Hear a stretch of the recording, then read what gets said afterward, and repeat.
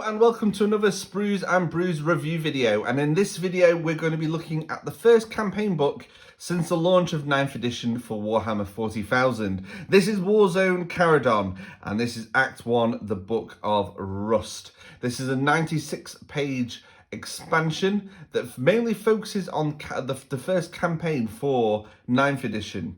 It's presented really nicely, as you would imagine from a Games Workshop book. But I'm very quickly going to state that this book has been affected by the recent goings on with the release schedule from Games Workshop. So obviously we were supposed to have the Death Guard Codex last year. We've only just recently had that in the last month or so. And this is actually up for pre-order at the same time as the Drukari book. You can sort of tell that the plan was for this to come a little bit later after those two books. That hasn't obviously happened.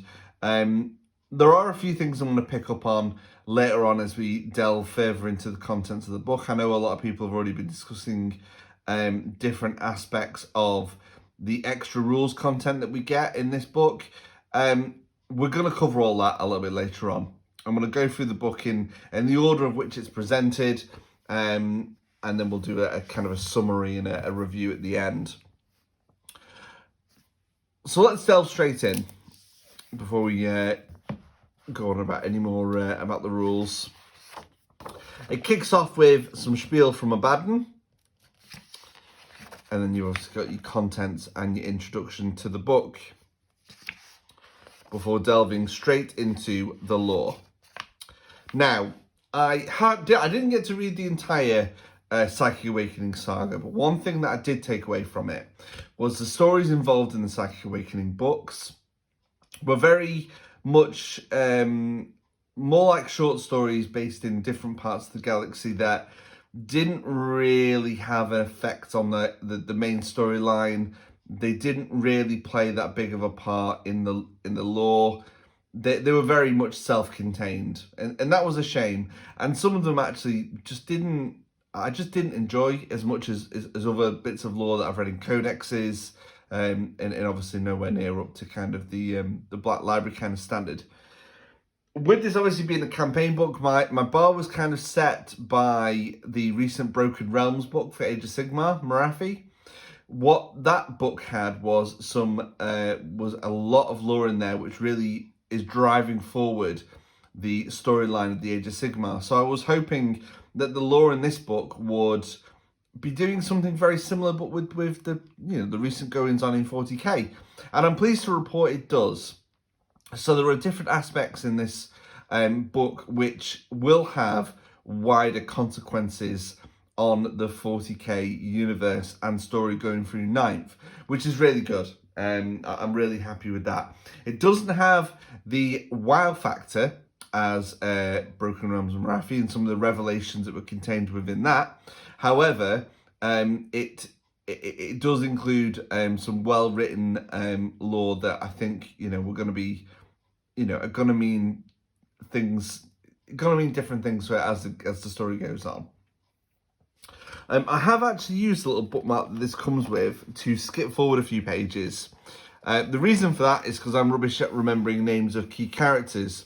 But there's a couple that I wanted to mention before we sort of flick through the lore and kind of enter a bit of spoiler territory. And that is, whilst Typhus is kind of the main sort of inverted quotas baddie that we're going to talk about in this book, he's not actually the man in charge really.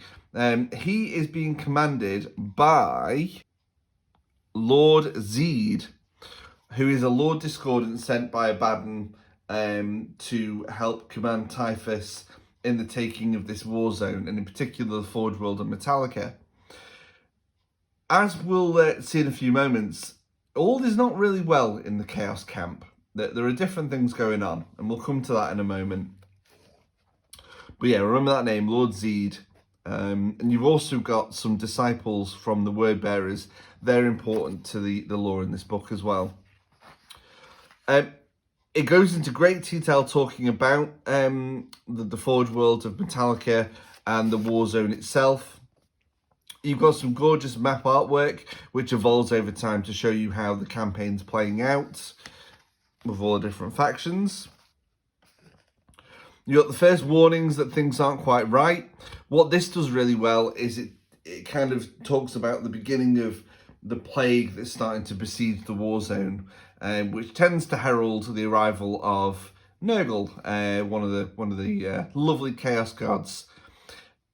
I always enjoy how they describe sort of the arrival of like the plagues and the pus and the beginnings of poxwalkers, and people generally going around as zombies before the actual proper Death Guard force arrives in its entirety. In this case, led by Typhus. So it does a really good job of setting the scene before it all starts to kick off in the outer war zone. As the story progresses, the three key characters, you've got Typhus, who where it appears he's happily doing Abaddon's bidding, he's obviously got different things going on. He's got other priorities, and a lot of it focuses around another part of the sort of chaos faction. You've got Lord Zeed, who's the Lord Discordant of Abaddon. He seems to have his own thing going on as well, that Typhus isn't aware of. And then you've also got the Word Bearers, who are also up to no good. But they all seem to be focusing on the summoning of Chaos Demons. There's the map of the system as the story's kind of progressing. So yeah, the book also talks a lot about Adeptus Kaleng. They always have names that I always struggle to pronounce. He's the Fabricator General of Forge World Metallica. Now, I'm a big fan of the Adeptus Mechanicus, and we don't hear much of Fabricator Generals in 40k, whereas we do obviously in the Horus Heresy. The only real key character we hear an awful lot about at the moment is Belisarius Cawl, since the 8th edition of the rules and the launch of the Indomitus Crusade. So it's nice to have quite a bit of focus on another quite key character, and yeah, he plays quite a big part in this, and he's also a little bit controversial as well. He's not afraid of, shall we say, bombing his own area to try and clear the sort of Nurgle plague. So he seems like a really interesting character. Could we see a model for him? I'm not sure. It'd be really nice if we did, though, because we've only really got Cawl as a named character for the Adeptus Mechanicus. It'd be nice to have somebody else. The lore goes on as the sort of action kind of really kicks up, and we also see the introduction of the Chaos Demons. So I think Typhus is the first one to introduce them. He brings forth the Nurgle Greater Demon first, and then we also see the arrival of Slaanesh, of Khorne, and of Tzeentch as well. So they're all involved in this, which is very cool. These little box outs here in red, quite a few of them are concentrating on the Word Bearers, what they're up to, because you've got Typhus in a couple of legions of Nurgle. You've got some Black Legion led by Lord Zeed, the Lord Discordant. But then you also have a small Word Bearers force and some Alpha Legion as well, which is really cool. But the Word Bearers seem to be also doing something sort of Chaos Demon-y. You've got a nice story there as well. It talks a lot about Typhus and where he's at the moment, which is really, really cool. And the ship, and he commands Terminus Est. We'll be speaking more about that later on in the book. And the story continues. So I'm mentioning quite a lot about Chaos Demons at this point. And the reason for that is, before I even open the book, because of how the schedule is at the moment, we know that a certain Demon Prince, the Demon Prince, Be'lakor, is coming back to 40k. We've seen his incredible new model, and we're imagining that his rules and story are going to be in potentially book 2 or 3 of this series of campaign books. So who summons him at this point after reading the lore in this? I think it's the word bearers, but I think it's purposely kind of open-ended, so it could actually be Typhus that helps summon him back from the warp. Obviously, this book should have been out sometime before we even knew about Be'lakor, so that it's like kind of planting the seeds. Whereas obviously I've purposely kind of gone and looked for it. But yeah, Chaos Demons do play quite a big role in this. We're back to the pages where it talks about the forces that are involved in this conflict. For the Imperium, you've got the Mechanicus, you've got the Adeptus Astartes, the Excruciator chapter. House Raven for the Imperial Knights, because they have a close relationship with the Forge World and Metallica for the Adeptus Mechanicus. Free Blades, Astra Militarum, and the Adeptus Sororitas. And then you've also got the Forces of Chaos, where it just happens to redact the demonic hordes. It doesn't, the book, just a pretty big spoiler here, the book doesn't end with the fall of the Forge World of Metallica, but it's not looking good, and they do look like they've been cut off from the rest of the Imperium, so it's not looking great for them. But obviously this is only book 1 of the series. There's still obviously quite a bit of the story to go, so we'll see how that kind of fleshes out. This page kind of talks about the Imperium side of matters, how the forces of the Imperium listed here are working together to try and save the Forge World and the surrounding war zone, whereas these 2 pages are more about the Chaos side, mainly Nurgle and Death Guard, but also how the Word Bearers and such are getting involved as well, and Lord Zed and Abaddon's Black Legion. So that's a lore. That I found it quite interesting to read. I did really enjoy reading it. We're moving on to the campaign rules. This obviously all features around this war zone.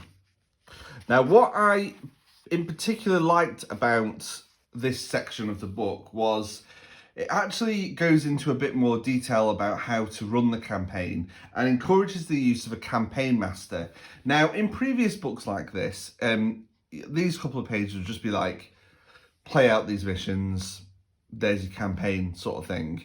Whereas this tries to go a bit more into detail. So if you've never played a campaign before, it really outlines how it works, or how it recommends it works. And this can be upscaled as well, but you know, it doesn't have to be 2 or 3 players. It's talking about players and alliances. If you have a gaming group that has quite a few 40k players, how you can all get involved and how you would score as you play in the games, and how you would eventually have an overall winner. It also talks about campaign lengths and how the campaign master goes about setting up how many missions they want to have within the campaign, which is really, really cool. I thought that was really good. It's not, I don't believe that's anything we've really seen in campaign books previously for 40k. It also talks about phases. So the campaign is split into 3 phases, of which the campaign master decides on how many missions and such are in each phase. There are some legendary missions a little bit further on in this book, which it kind of recommends finishes off each of the phases, and then how you score each of those phases. Once a phase is complete, you then sort of tot up your points and move on to the next one with a clean slate. That's explained here. Explains how you would accrue warzone points during each phase. You would add them up, and eventually, once the campaign's finished, you'd be able to work out who's won.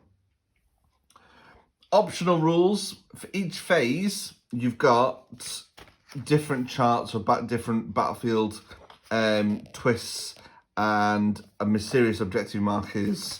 And in the case of the second phase, battle assets. So for the first phase, if you wanted to, you could use these additional rules. Second phase, third phase, which is really nice. The campaign is also set up so that if you wanted to, you could tie it into Crusade. So Crusade, I think, is probably one of my favourite new features of 9th edition. It's something me and the rest of the Sprues and Brews team, we want to do a lot more on the website. Once we can all start playing games again, we want to do a proper Crusade campaign, unlocking different rewards and things. And we might actually try out the campaign from this book and tie it into our larger Crusade campaign. So with this section, this would tell you how to fit the Crusade mechanics into your campaign. It talks about how you would earn requisition as you're going through the different phases, and also introduces secret orders, which can also be used in narrative and match play, which are in addition to primary and secondary objectives. These are like secret objectives. It does also mention legendary missions that I spoke about a little bit earlier on. These can be placed, within each of the phases, depending on what your campaign master wants to do. Maybe he'll skip them all together, but they are here and they do look very fun to play. I think they would work well as a kind of last mission of that particular phase of the campaign. So you've got phase 1 here. You've got a unique deployment map. You've got unique points about the mission, and you've got unique primary objectives, and obviously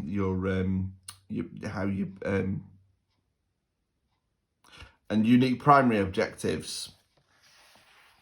You got phase 2s, which introduces flooding, and again, unique primary objectives, a bit more of a straightforward deployment map. And then this crazy one to end phase 3, desperation and despair, to kind of mark the end of your campaign, which is really cool.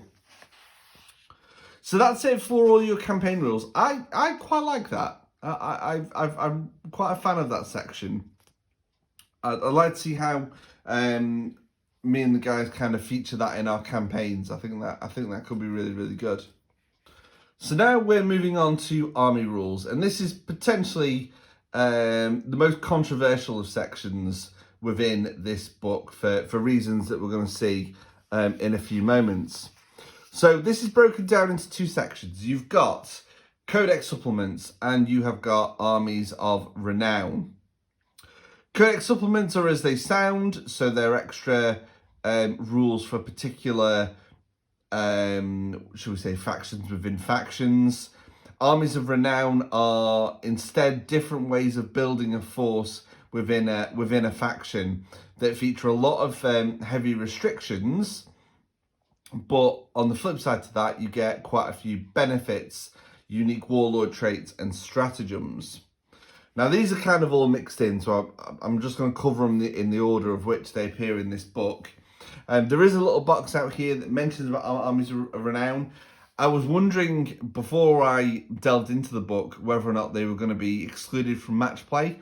That does not appear to be the case. Now, certain tournament organisers or different mission packs that will come out along the way may call out these Army Renowns and say, no, you can't use these. However, as written in this book, you're more than welcome to use them in match play.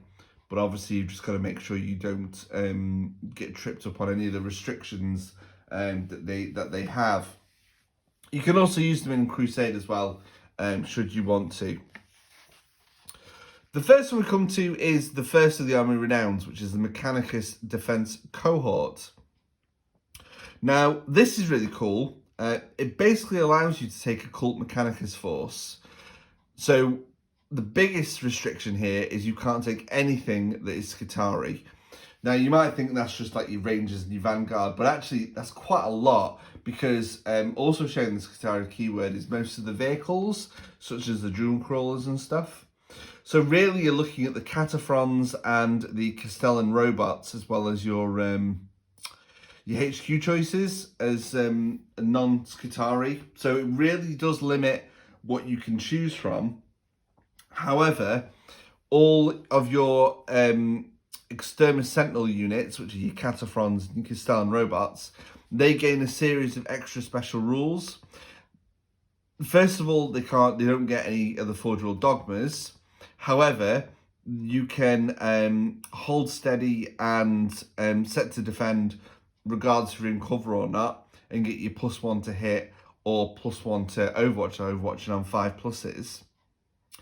You also get some shrugs as well, which is really cool from ranged attacks. You get a unique Warlord trait. You get quite a cool Volkite Blaster for your Dominus.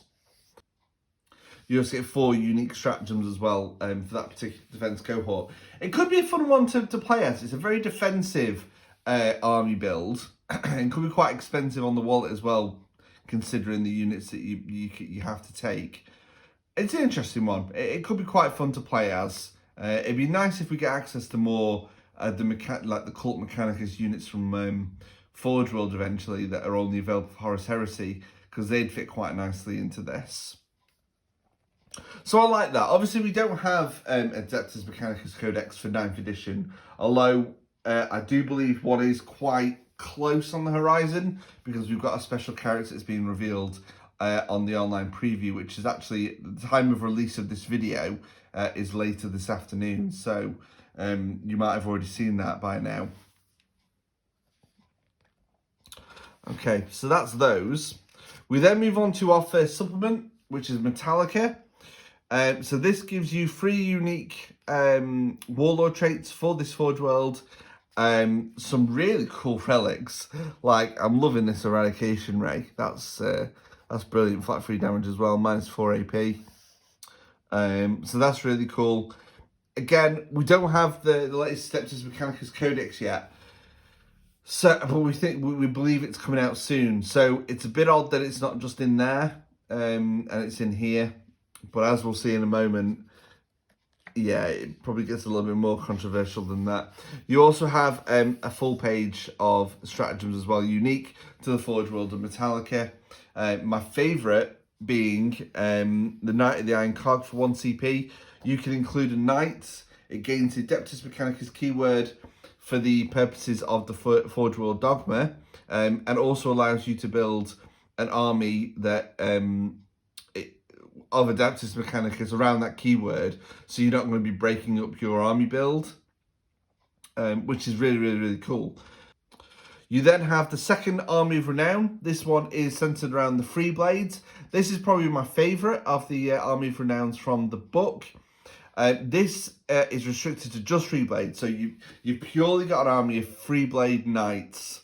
They all have to have their own unique burdens and qualities, unless you're rolling for them randomly, then you might get some duplicates, which is fine. You've got a unique Warlord trait, a unique relic, which is quite a meaty Reaper Chainsword, and you have 4 unique stratagems. My favourite being the Favoured Knight for 2 CP. You can basically give your knight a second relic, so you could have a Free Blade Knight rocking around with 2 relics, which is super cool. You then have another Codex Supplement, this time for House Raven. Again, we don't have a 9th edition Codex for Imperial Knights. We're not quite sure where in the running order of new codexes it is. So, you can use this obviously with the current Imperial Knight book. What are we going to get in the actual 9th edition book? We're not sure. You've got a series of 3 different Warlord traits. You've got 4 different relics, sorry. Yeah, 4 different relics and a page of stratagems for those.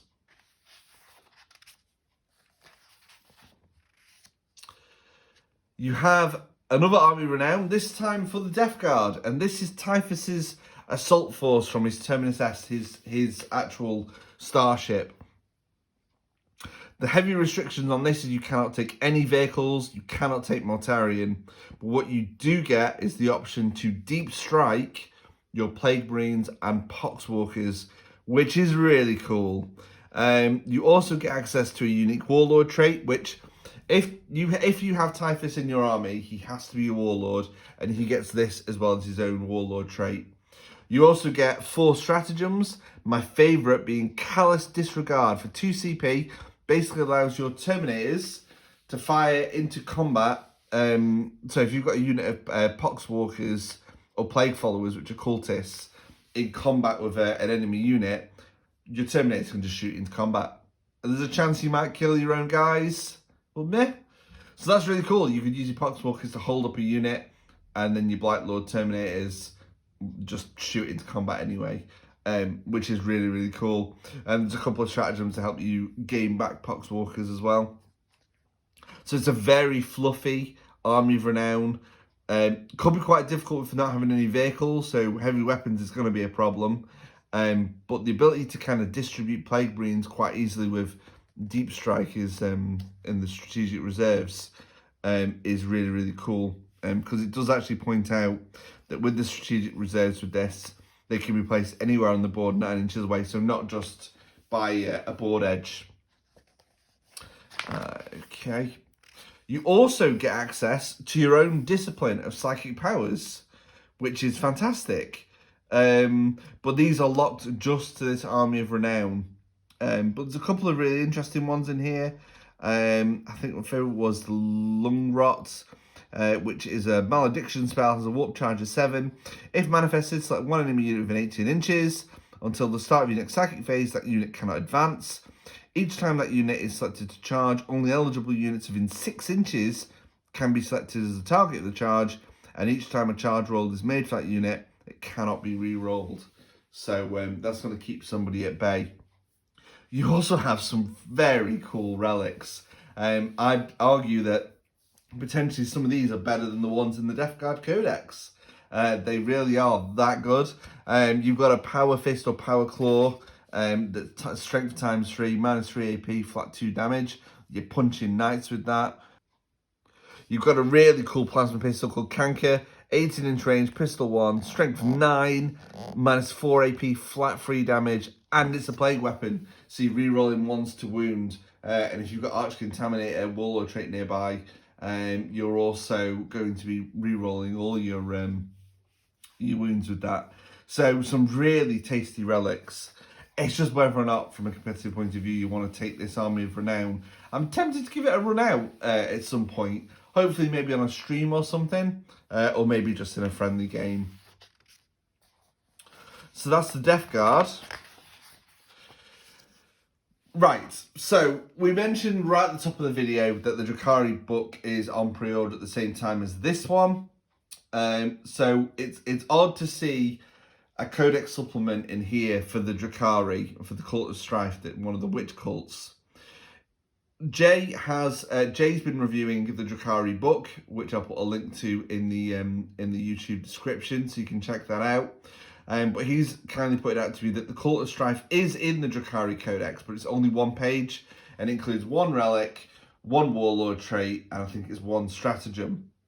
This gives you another 3 warlord traits, some more stratagems, some more relics, sorry, some of which are really cool, and a page of stratagems. It does kind of feel like Day 1 DLC. I think that's the term a lot of people have been using online. Why is this not in the Drukari book? They're out on the same day. Again, the release schedule's been a bit squiffy with how Games Workshop had to release stuff. So that's obviously affected things. But the book would have still already been out for not all that long, really, only a few months. And you've straight away got another book to get. That, you know, if you want to run Cult of Strife, then you really need to get this book. So regardless of when the Drukari book came out, if it came out a month ago, you're really going to add this to your collection. And straight away, early in the edition, early in 9th edition, you're carrying 2 books to gain all the rules that you need. That leaves a bit of taste. I'm all for extra content. And I get it for older armies. You want to refresh them with books such as this, with Codex Supplements and additional rules. But when the new book for 9th edition has only just come out, or in this case, the same time, it's a bit funny. It's a bit odd. Not a massive fan of that. But there you go.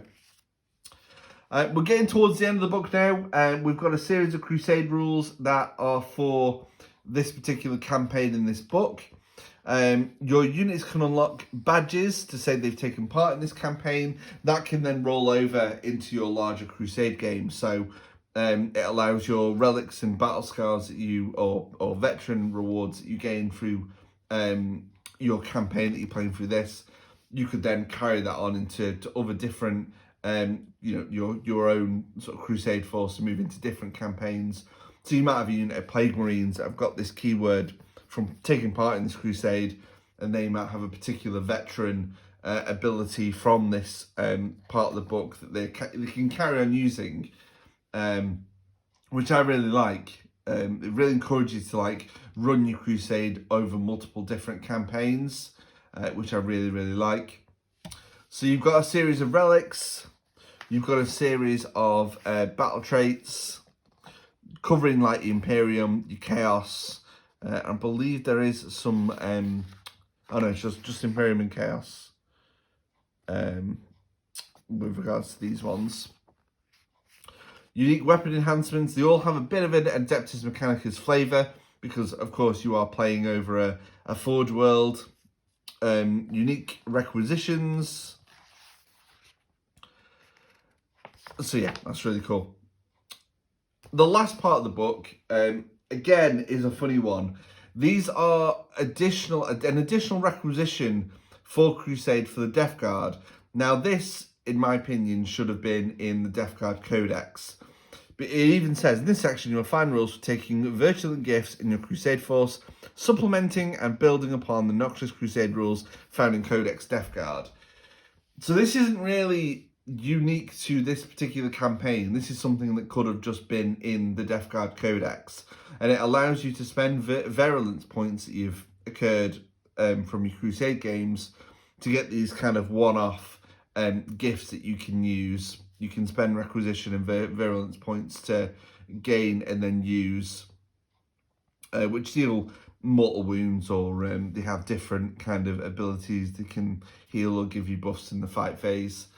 Why it's in here and not in the Death Guard book, it's a strange one, but there you go. It's in here. It's nice. Like I really like it, and I think I'll be using it in my Death Guard Crusade armies. But this just seems like it's been put in here. Maybe it's a slight oversight from the Death Guard Codex, which is slightly odd. And these just affect characters as well. It's worth noting. You do also get your code as well to unlock the book in the Warhammer 40k app as well, which is important. And that brings us to the end of the book. So it's a bit of a mixed bag. I actually really enjoyed the lore, and I really enjoyed how the campaign can run, and how it kind of, if you've never run a campaign before, it kind of holds your hand a little bit and points you in the right direction, helps you create the campaign, have a campaign master to run it, work out how many missions you're going to play, if you're going to use legendary missions, if you're going to use the Crusade content. The sticking point for this book is going to be what everybody's currently talking about online, and that's the inclusion of the Codex Supplements. The Armies of Renown I get why they're in here, but the Codex Supplements for the Drukari, especially with the book now being out at the same time as this, is a bit of an odd one. You're almost straight away buying 2 books on day one. So yeah, it's a funny one, and I will talk about that more in the written review as well, of which you'll find the link in the YouTube description, so you'll be able to check out my written thoughts as well on the book in general. So yeah, that's the Act 1, the Book of Rust, the first campaign book for 9th edition. I like it. Is it a must-buy? No. Not at all. It does have its failings, but at least it's driving forward the 9th edition storyline at the moment, and I think we will see the return of Be'lakor within one of these books, potentially Act 2, potentially Act 3. With the release schedule, I'm not so sure. I would have liked to have seen actually more of the Dark Mechanicum. They do get a mention in this book, but only fleetingly. we kind of hoped, or I know Matt from Sprues and Brews particularly hoped that we might see the Dark Mechanicum get a bit of a look in this book, maybe setting something up for the future. But this is only Act 1 of this Warzone, so we'll have to see if they do play a bigger part as the Forge World of Metallica gets more and more overrun. And will we see some aid come to help them in some shape or form? And obviously, where does Be'lakor appear in this? And you know, what part is he going to play?